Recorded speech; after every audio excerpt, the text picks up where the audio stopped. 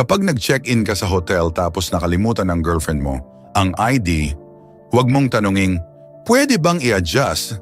Kapag nagtanong ka, siguradong hindi pwede. Ang gawin mo, pahintuyin mo muna siya sa labas, ikaw ang pumasok para mag-check-in. Sabihin mong mag-isa ka lang.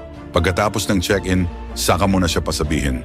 Ang hotel araw-araw daan-daang tao ang pumapasok at lumalabas, hindi maalala ng front desk ang bawat mukha at wala namang pupunta sa kwarto mo para mag-inspect. Kapag pumunta ka sa katabing subdivision para bisitahin ang kaibigan mo, diretso ka lang pumasok sa gate. Huwag mong tanungin ang guard kung pwede ka bang pumasok. Kapag hindi ka nagtanong, minsan hindi ka man lang titingnan ng guard. Pero kapag nagtanong ka, siguradong hindi ka papapasukin. Dati nung gumagamit pa ng cash, nailagay ko ang 12,000 piso sa bulsa ng jacket ko tapos naihulog ko sa washing machine.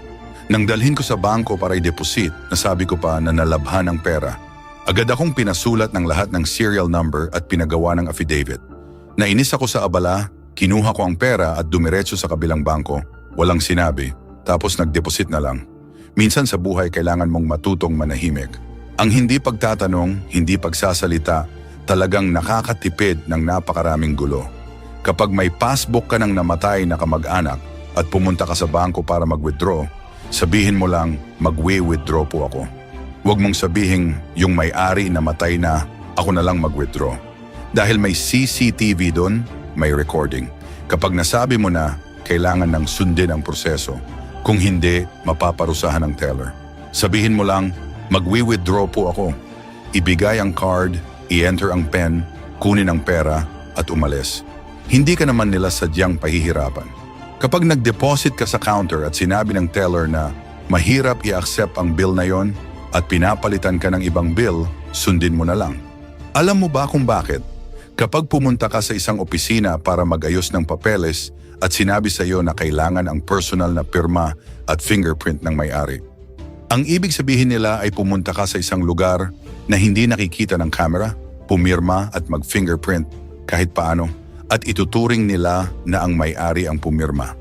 Pero kung matigas ang ulo mo at nakatayo ka sa harap ng kamera habang sinasabing nasa malayo siya, hindi siya makakapirma, wala silang ibang magagawa kundi tanggihan ka. Maraming bagay sa buhay, basta hindi ka nagsalita, papayagan ka ng lahat. Dahil lahat sila empleyado rin, walang gustong dagdagan ang sarili nilang problema. Pero kapag nagtanong ka na, kailangan na nilang sundin ang patakaran. Dahil ang lipunang ito ay lipunan ng responsibilidad. Basta gusto mong gawin, huwag magtanong, gawin mo na lang.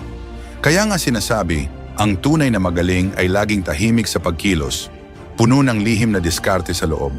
Ang pinakamakapangyarihan sa mundong ito ay hindi pera, hindi kapangyarihan, kundi ang paraan ng pag-iisip. Kung lagi mong nararamdaman na masyadong mabait ka, walang diskarte, at hindi mo alam kung paano harapin ng maayos ang mga problema. Kaya pinapayuhan kita, kahit mapuyat ka pa, basahin mo ang aklat na ito hanggang dulo. Ang librong ito ay